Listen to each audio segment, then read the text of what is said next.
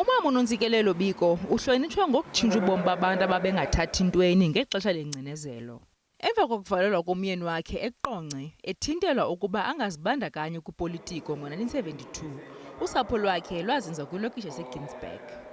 Igalelo likaMama uNtsiki libonakala kwimisebenzi yeSteve Biko Foundation. Siyambonga ke uMama uBiko ngaloko baningi emphakathini asebekwazi ukuziphilisa ngoba bekhuthazwa ngumama uBiko.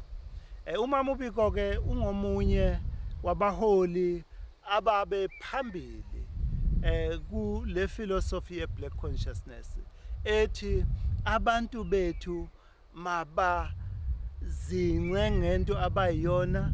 Nanjengoko engumongikazi uphuma izandla, uMama uBiko unike iwonga watyibeka ngezincomo abasebenzi bezempilo abasebenza nzima kweli xesha likabhubhane we-COVID-19 nakwabo bathe balahlekelwa bubomi babo ngeli lixa.